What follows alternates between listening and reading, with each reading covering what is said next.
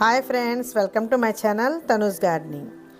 ఈరోజు నేను మీకు ఈ చిరిగిపోయిన మెష్ తోటి రీసైకిల్ చేసుకొని గార్డెన్లో ఎలా ఉపయోగించుకోవాలో మీకు చూపిస్తాను.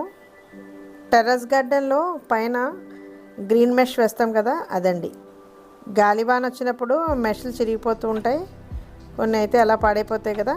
వాటిని తీసి కొత్త వేసినప్పుడు ఈ మిగిలినవి ఇలాగే ఉండిపోతాయి.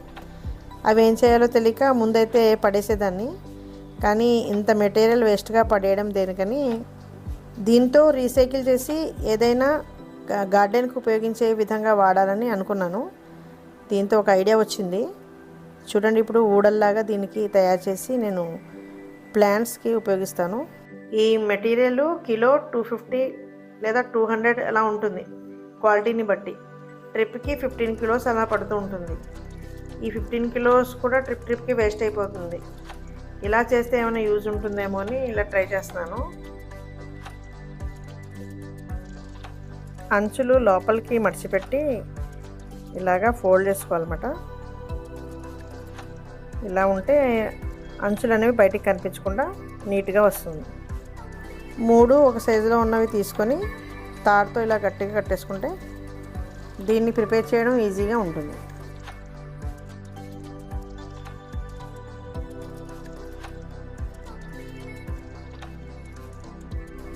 ఇవి 3 పాయలు కదా, వీటిని పైన ఇలా కట్టేసుకొని సేమ్ జడ ఎలా అల్లుతామో అలాగే అల్లుకుంటూ పోవాలి. అంచులు ఉంటాయి కదా, వాటిని లోపల ఫోల్డ్ చేసుకొని బయటికి కనిపించకుండా ఇలా అల్లుకోవాలి.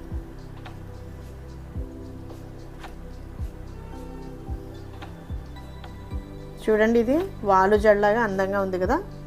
ఇదే విధంగా నేను 3 తయారు చేసుకున్నాను. బాగున్నాయి కదా జడలు, 3 జడలు. ఇప్పుడు వీటిని నేను పైన టెర్రస్ మీద కట్టి చూపిస్తాను. క్లైంబర్స్కి పైన ఎక్కించడానికి బాగుంటాయన్నమాట ఇవి. ఎందుకంటే తాళ్ళతో కట్టామనుకోండి, అవి గాలికి ఎగిరిపోతుంటాయి, చూడ్డానికి అందంగా ఉండదు. ఇలాగ మనం ఏదైనా ఒక ప్లాన్ చేసుకొని జడలాగా కానీ ఊడలాగా కానీ వేలాడదీస్తే దీనికి క్రీపర్ ఎక్కితే చాలా అందంగా కనిపిస్తుంది. నా దగ్గర 2 కలర్స్ అపరాజిత క్లైంబర్స్ ఉన్నాయి. ఇది బ్లూ కలర్ అండి. ఇప్పుడు దీన్ని సపోర్ట్ ఇచ్చి కడతాను. చూడండి,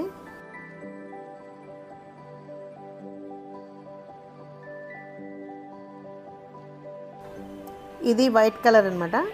చూడండి, దీన్ని ఇక్కడ ఎక్కిస్తాను. ఈ జడ ఊపకుండా కర్రకి గట్టిగా కట్టేసుకోవాలి. ఇది మార్నింగ్ గ్లోరీ అండి, బ్లూ కలర్ ఫ్లవర్స్ వస్తాయి అన్నమాట. దీన్ని ఒకదానికి కట్టేస్తున్నాను. ఇది మా ఏరియాలో ఉన్న నర్సరీలో చూశానండి. ఒక పెద్ద చెట్టుకి ఎక్కించారు మార్నింగ్ గ్లోరీ. మొత్తం చెట్టు అంతా బ్లూ ఫ్లవర్స్ తోటి చాలా అందంగా ఉందన్నమాట. ఇవి బాగా గ్రో అయ్యి పైకి వెళ్తే చూడడానికి చాలా అందంగా ఉంటాయని అనుకుంటున్నాను. అందుకే ఈ విధంగా పెడితే ఎలా ఉంటుందో అని ట్రై చేశాను అనమాట.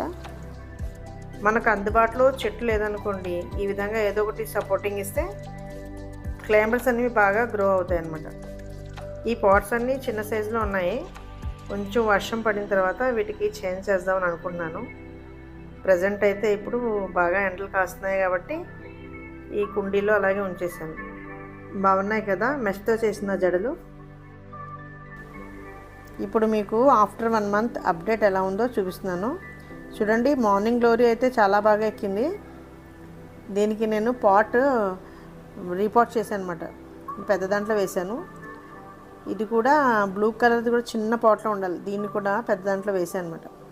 ఇదైతే అలాగే ఉంది, వైట్ ఫ్లవర్స్ అనమాట ఇవి.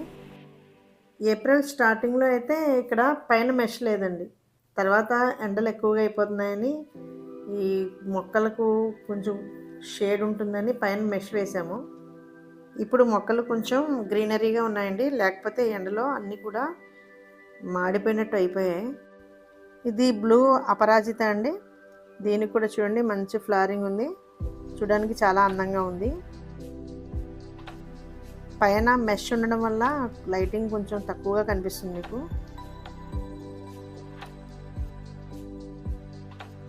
ఈ క్లైంబర్ రౌండ్గా ఊడలకి ఎక్కినట్టుగా పైకి వెళ్తుంది. మనం థ్రెడ్ కట్టి లేదా రోప్తో కానీ కడితే ఈ లుక్ రాదు. ఇది బాగా గుబురుగా రౌండ్గా వెళ్ళినప్పుడు చాలా అందంగా కనిపిస్తుంది అన్నమాట. స్టార్టింగ్లో చూసారు కదా మీరు, ఇది చిన్న పాట్లో వేసాను, అంటే చిన్న మొక్క ఉండేది. 2 వీక్స్ అయిందండి దీన్ని వేరే పాట్లో వేసి. ఇప్పుడు ఇది బాగా గ్రో అవుతుంది. ఇలా మెష్తో తయారు చేసిన ఊడలు ఇంకా ఉన్నాయండి. ఇంకా రకరకాల పేపర్స్ వేసుకుంటే మన గార్డెన్కి ఇంకా మంచి అందం వస్తుందన్నమాట.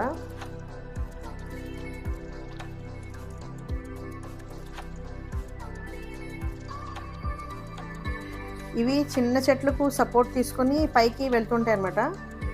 మనకు చెట్లు లేనప్పుడు ఇలాగా ఊడల కింద ప్రిపేర్ చేసుకుంటే బాగుంటుందని నాకు ఐడియా వచ్చింది. ఈ వేస్ట్గా పడున్న ఈ మెష్ తోటి ఇలా తయారు చేశాను.